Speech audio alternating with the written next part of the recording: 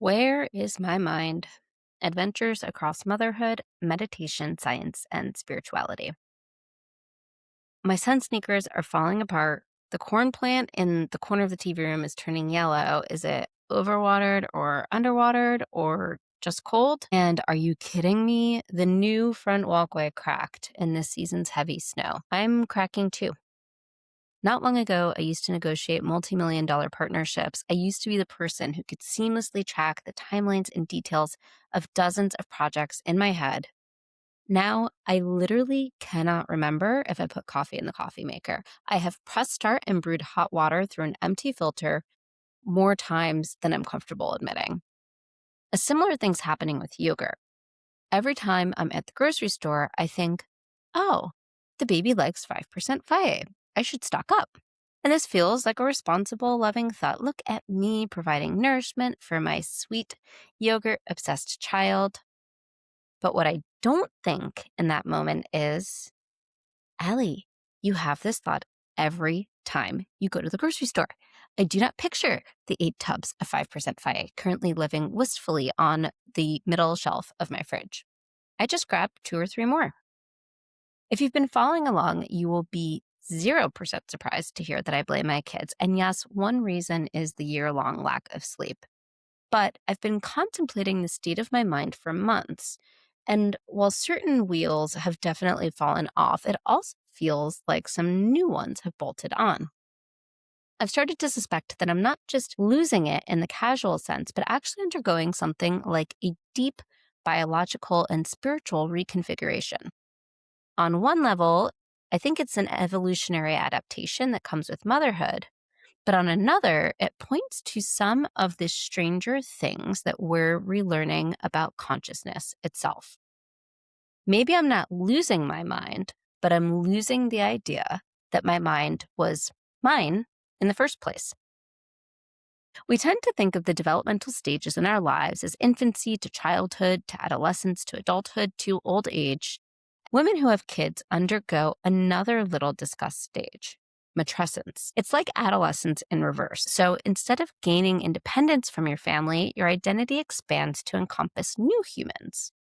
And this isn't just rite of passage, kumbaya cultural stuff, although there's certainly plenty of that. Our brains actually change during pregnancy and early motherhood. Parts of the brain lose some gray matter or local processing power, while the white matter, the wiring between regions, becomes more efficient. And on some level, this seems to help mothers detect baby-related signals more quickly, route them through emotional and social circuits, and then act on them. One study described the changes as altering the neural basis of self.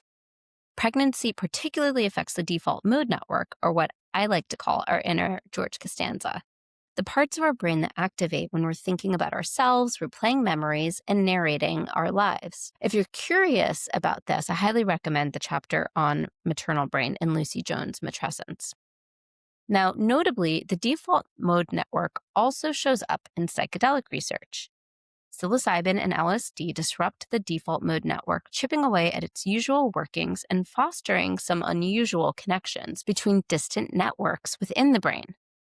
During trips that can feel like ego dissolution or an expansive, intermingled sense of self, in brief shimmering moments, I've been absolutely certain that I am that mossy rock, that knot in the tree, that I'm not just figuratively turning into my mother, but actually am her. Now back to the science.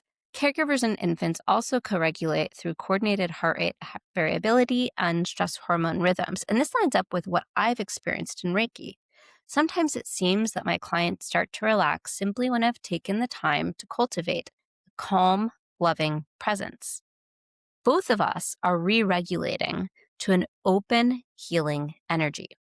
You can check out Franz Steiner's The Way of Reiki for the theory behind this. So in short, the science backs me up. I have bid adieu to the crisp linear mind that won me academic and professional praise.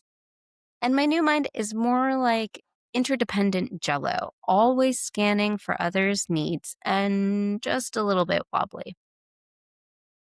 The mother-baby dyad is its own highly refined system, one organism occupying 2 bodies. A breastfeeding mother knows in her body when her baby needs to eat.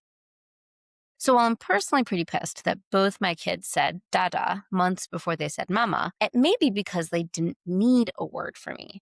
On the continuum between mother and self, there is at first almost perfect overlap. The experience of losing my old mind also sent me back to a concept I first bumped into on the meditation cushion. What does it even mean to have a mind? Let's pretend that we're meditating. In that sense, this might not be so different from your usual meditation practice. You sit on the cushion, set your timer, and start focusing on the experience of the breath. Focus wanders, as minds tend to do, and then you invite or wrangle your attention back again and again. With enough time and reps, or maybe just on a good day, you notice that your mind is enjoying a little calm and a sense of space. You gain some distance from the thoughts, and they get some distance from each other. When they emerge, they pass across the landscape of your awareness like a flock of birds. You watch them come and go. You start to notice that the thoughts aren't really yours. They often just effortlessly pop up.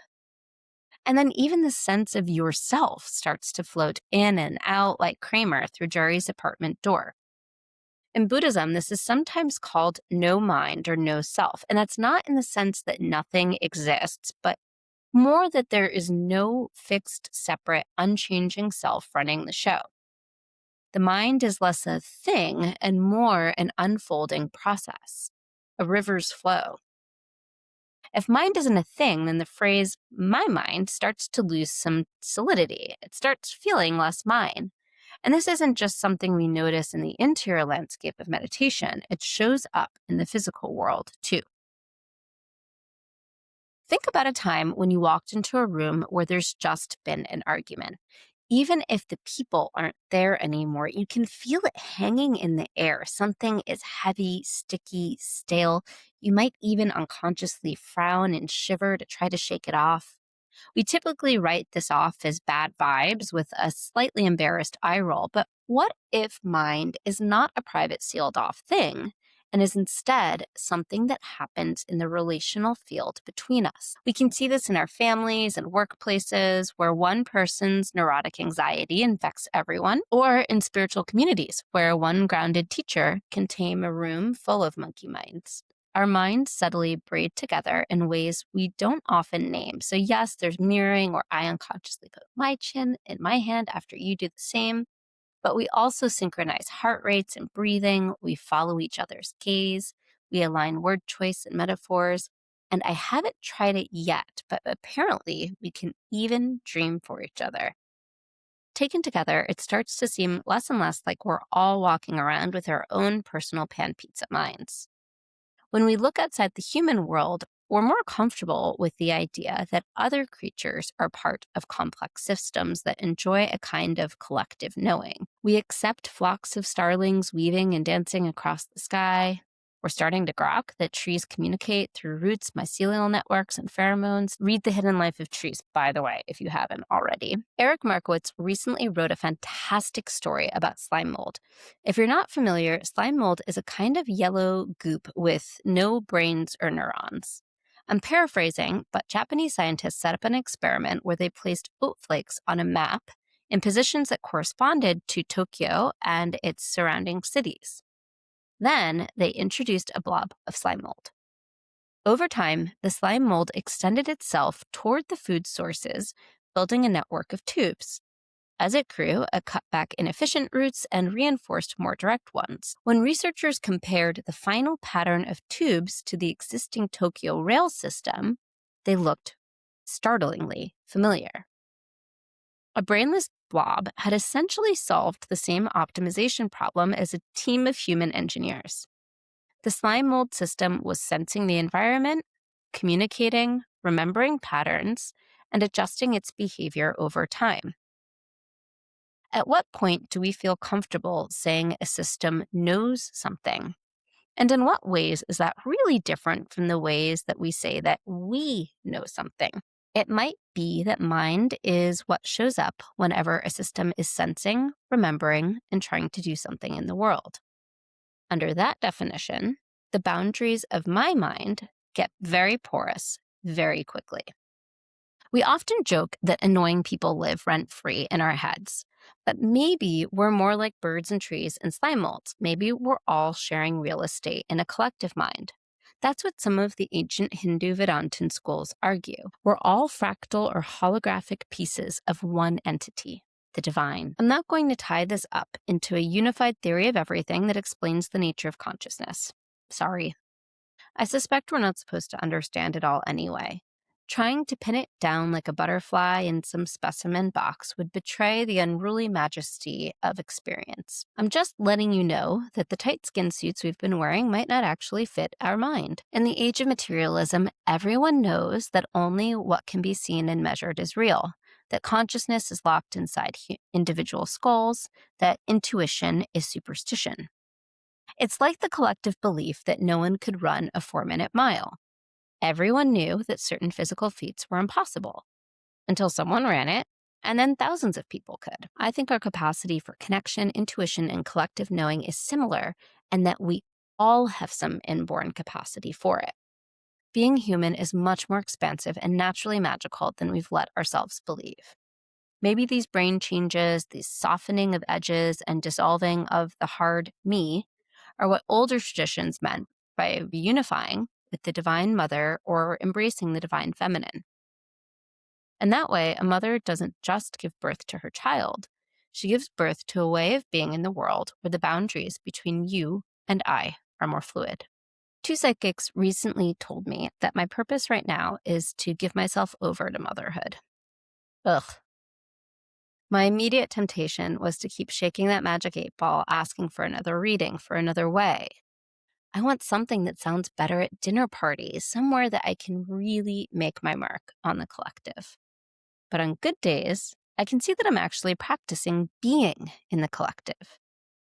It's there when I somehow hear my daughter minutes before her cries come through the monitor, or when I can sense what kind of experience the meditation group needs today. And on other days, it feels like my mind is overloaded with signals and I just keep buying more yogurt.